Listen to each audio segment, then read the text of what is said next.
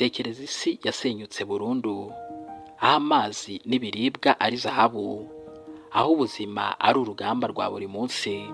Muri iyo si y'akaduruvayo havuka inkuru y'umudamu udasanzwe, Furiosa. Iyi si inkuru isanzwe y'urukundo cyangwa se gutsinda gusa, ni inkuru yo kwihangana, kubana n'uburakari bushobora guhinduka imbaraga zo kwibohora. Uyu munsi muri M250 Film Stories tugiye kwinjira mu mateka ya Furiosa, inkuru iza gutuma wibaza uti ese umuntu ashobora kongera kubaka ubuzima bwe nyuma yo gutakaza byose? Niba ukoze subscribe kuri M250 TV Films, tuguhaye ikaze mu muryango mugari w'abakunzi b'imyidagaduro yigisha. Filme Furiosa, a Mad Max Saga. Filme Furiosa, a Mad Max Saga yakozwe na George Miller, ni imwe mu zigize urukurikirane rwa Mad Max. Iyi filme ni prequel, bivuze ko igaragaza ubuzima bwa Furiosa mbere y'ibyabaye muri Mad Max Fury Road. Tubona uko yakuze, uko yahuye n'ibibazo bikomeye, nuko yagiye yubaka imbaraga zo kurwana n'isi yamwambuye byose. Ni filme irimo ibikorwa byinshi, action, ariko ifite ubutumwa bukomeye cyane bw'ubuzima. Inkuru itangira mu gace kadasanzwe kitwa Green Place, ahantu hasigaye hari amazi n'ubuzima bwiza.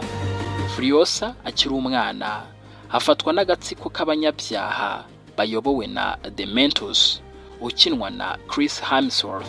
Mu gihe nyina agerageza kumurokora, ibintu bihinduka bibi cyane. Aha niho ubuzima bwa Furiosa buhinduka burundu. Akurira mu isi y'akarengane, urugomo ndetse n'ubugome, ariko aho gucika intege atangira kwiga uko yirwanaho, uko yakwiyubaka ndetse n'uko yazagera ku nzozi ze. Inzozi ze ni ugusubira aho akomoka. Mu rugendo rwe hahura n'abantu batandukanye barimo Praetorian Jack, umufasha we mu rugamba rwo kubaho. Igihe Furiosa atangiye kubona inzira yo gusubira iwabo, nibwo ahura n'ikigeragezo gikomeye cyane kurusha ibindi byose. Yatakaza byinshi, harimo n'igice cy'umubiri we, ariko iki gihe nicyo kimwereka ukuri gukomeye. Nta muntu uzamurokora, agomba kwirokora ubwe. Nibwo afata icyemezo gikomeye cyo guhindura ububabare bwe bukaba imbaraga zo kwihorera ndetse no kwigenga. Mu mpera z'iyi nkuru, Furiosa aba atakiri wa mwana w'umunyantege nkeya, ahinduka umugore ukomeye ufite intego ndetse n'ubuyobozi. Nubwo urugendo rwe rutari rworoshye cyane, agaragaza ko iyo umuntu adacitse intege ashobora kwiyubaka bundi bushya niyo yaba yarasenyutse burundu.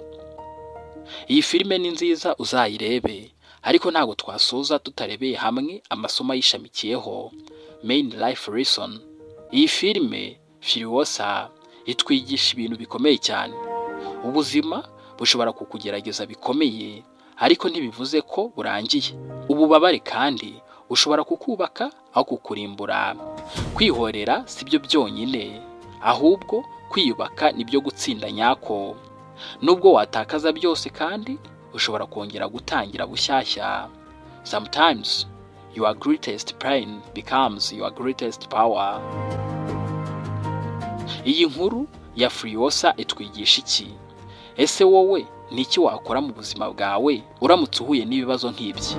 Andika igitekerezo cyawe muri comment, kanda like niba wakunze iyi nkuru, ukore subscribe kuri M250 TV Films kugira ngo utazacikanwa n'izindi nkuru nziza zidasanzwe tuzabagezaho.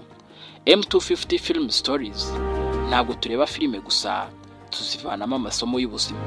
Ni nanga nsoreje. Niba ukoze subscribe, you are most welcome.